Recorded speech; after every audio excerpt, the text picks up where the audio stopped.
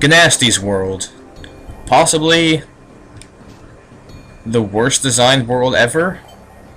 I blame it on Gnasty Gnorc. He has 3 looming metal dragon heads, even though he hates the dragons.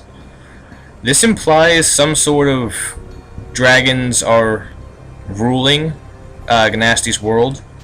According to the actual Spyro lore, actually, Gnasty Gnorc was banished to these worlds by the tribe of dragons, and this is supposed to be the junk heap of the Dragon Kingdom. So let's get out of here. Hack the Balloonist. He has no requirements for us to fulfill because this is the end game.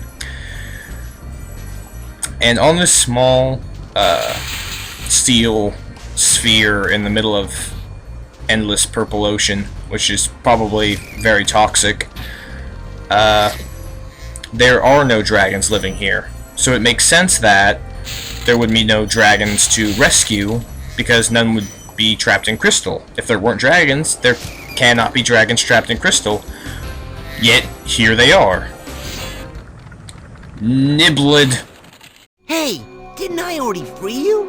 You're in Gnasty's world now, Spyro, and you are the dragon who must defeat him. Bring him on! I'm ready! Reach the exit in each of Gnasty's lands. Then you can challenge the Gnorc himself.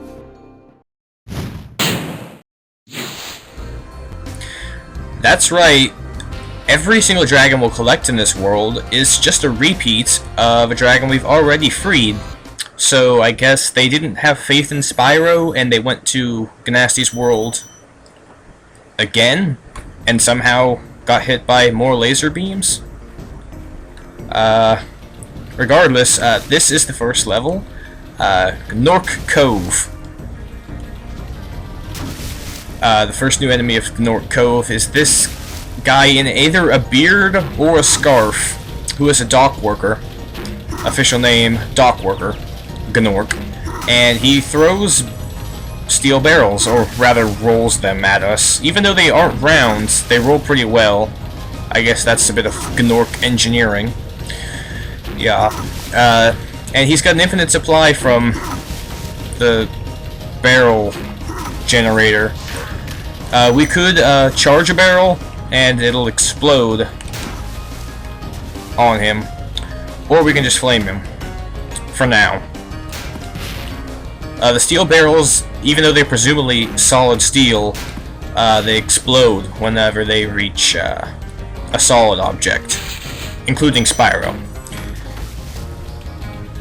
The second new enemy of the Gnorc Cove, and last new enemy, technically, is this monkey wrench. They stand on a barrel and swing a wrench at you. And they have a hat and possibly a scarf, maybe a beard. And I always used to think of these guys as having aprons, but that's clearly fur, which is just sort of tacked on to the rest of their polygon bodies. If you stand next to one of these dock worker Gnorcs, they really can't hurt you. They can only push their barrels in one direction. If you stand out in front of him, he just completely ignores you. And we do commandeer his barrel generator for future havoc. But I can't reach that rat from here. Oh! Scratch that.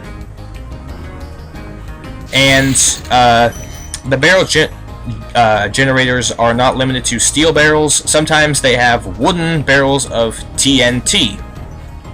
Wooden barrels of TNT, working like fireworks. Don't charge into them, they explode instantly. Flame them, they make some comedic sound effects and blow up in place. Because of that, we can't actually use them as projectiles. We can only blow up things that they are next to, which limits their usefulness. But because the steel barrels explode and we can move them, we generally prefer those anyway. The next type of dock worker, Gnorc, is the one that does not have a barrel generator. Rather, he's holding on to the one barrel he could acquisition for the life of him.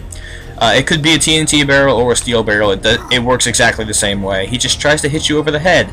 But he's holding a TNT barrel. Even though he's got metal armor on, this still works. Oh, and we blew his clothes up straight off of his body. Everybody point and laugh at him. Which leads me to believe that that is actually not his fur, but an apron. And at that point, he is flammable. We could have just charged a barrel at him twice.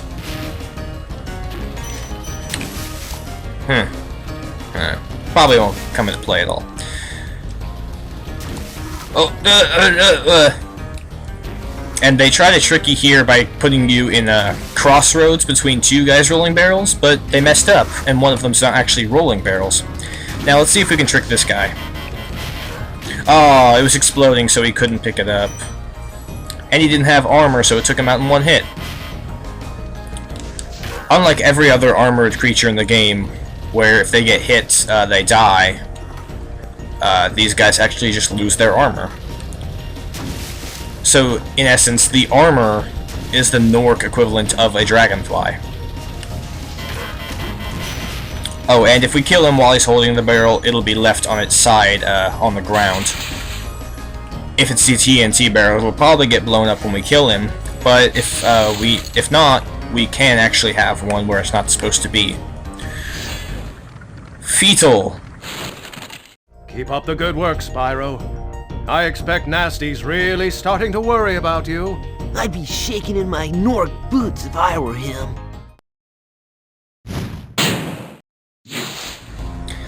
Fetal could be found originally in the Dreamweaver's world, and I'm sure that Gnasty is probably worrying about us by now because we've undone 7/8 of his evil scheme.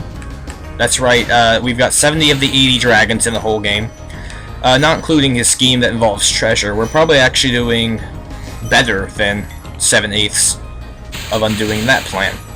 But it won't matter because we're going to do 100% of his plans away once we murder him. Spoilers. Oh, and these rats were guarding a 1-up. Very, very poorly.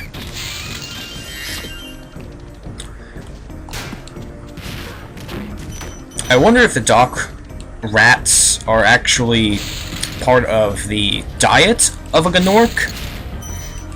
If a Gnorc even needs to eat since it's manufactured out of treasure?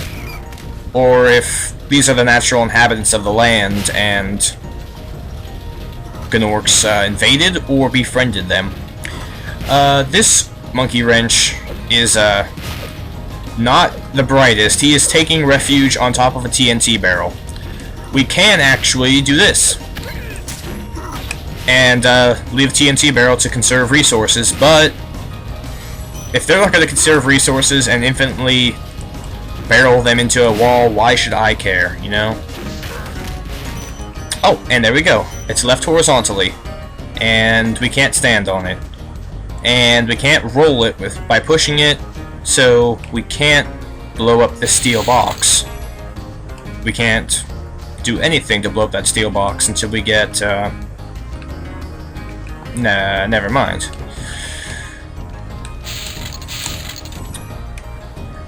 Oh, a series of barrels, some of which explode and some of which are projectiles. Whatever will I do? Okay, that was pretty fun. Let's see if I can do you one better, though. I was trying to burn the barrel while the other was in projectile mode, but it didn't turn out that way. So instead,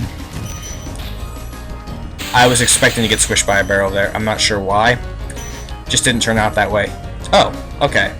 Let's see if from here I can hit the badly draw distanced away TNT barrel. No, because steel barrels do not actually auto-target like every other projectile weapon in the game. But because of that, we do actually have to retreat for just a bunch of 1 red gems. Well, I guess it wasn't too bad, because I would have forgotten that one otherwise. Spyro has a way of working itself out like that.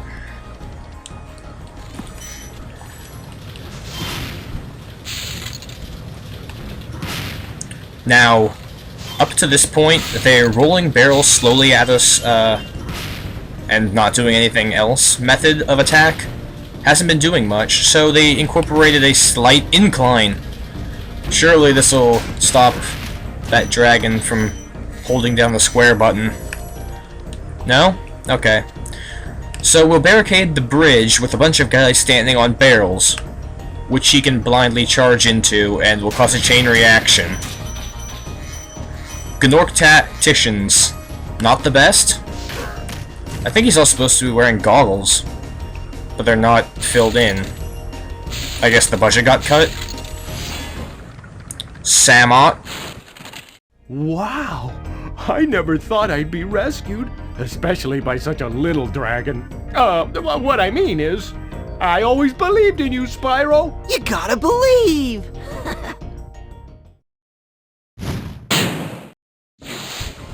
What do you mean you never thought you'd be rescued? I already rescued you right outside Town Square's portal. Also, I gotta believe. Surely that's not gonna come into play. I can't exactly cause a chain reaction because barrels explode rather than push barrels. That would be neat if they pushed the barrels. I charge a barrel into a barrel which flies off into a barrel, etc. Now, you may be wondering at this point, or actually much earlier on, if we don't need to meet a quota to please any balloonist, why are we bothering with the non-boss levels of this world? It's not for treasure, it's not for dragons, it's because the dragon heads in the homeworld are actually which contain the portals for the rest of the Gnasty Gnorc's worlds. And we can't access the dragon heads, much like if you believe, or think back, you gotta believe, and you also have to think back very far to the first world.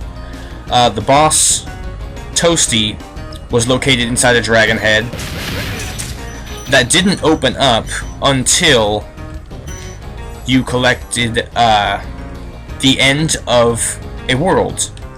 In the Artisan Homeworld, you had to go through the Return Home portal, and the dragon head would open up. It works much the same way here. You have to enter... Oh, okay. Thanks for that.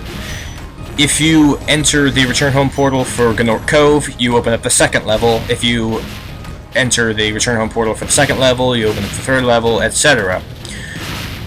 And there are 3 dragon heads, so you do the math.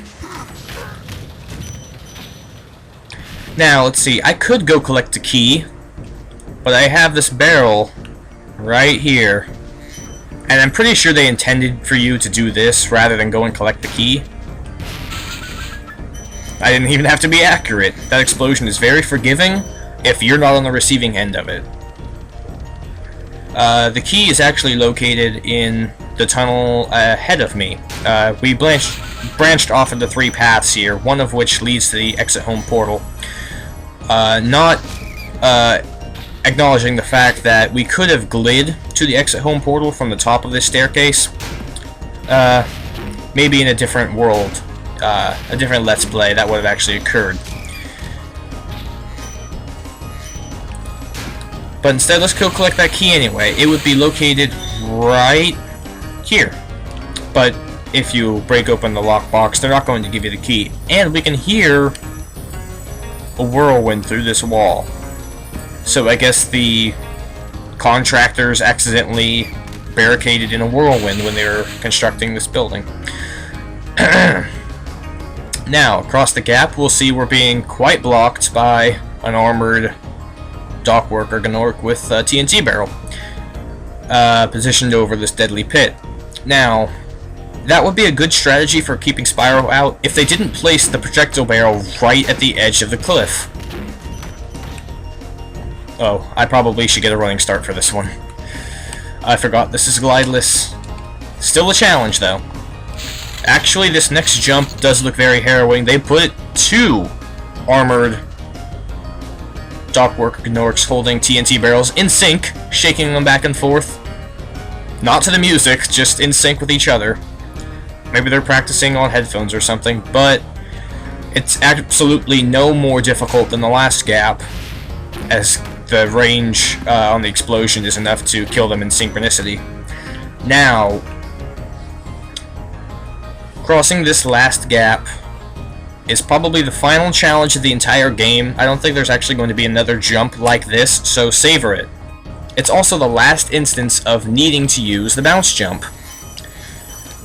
And if I hit the barrel in attempting that, I would most surely plummet to my death. And now they give us the whirlwind back up to the final 10 gems and the return home portal. See, from right over there, if we had the full sparks, we could have just braved the water and made it right over this platform. And around that corner is actually where I blew up the rat with a barrel, and we could have glid around there. But we didn't. Let it be known that this is actually the one of 2 instances in the entire game where we have to use the return home portal in order to progress. Rat, you proved valiantly, but no, I still landed. Actually, it was a combination of things. We had to get the return home portal from North Cove and free this dragon in order for this dragon head to open up. And I'm sure he's pretty sheezed about that, given this expression. And he's 5-6 teeth total. Now, because we didn't have all of the gems for Gnorc Nexus, 75 out of 200, and only half the dragons, when it is obvious that there are no more dragons in this world, unless they hid one inside a dragon's mouth. Yo, dragon. They keep all of the remaining treasure in boxes in the dragon's mouths. So, as you can see, clipping right through there, these hold a lot of gems. Like that one, for instance, held 50, the most of any box we've opened so far, probably including lockboxes. Next up, Twilight Harbor.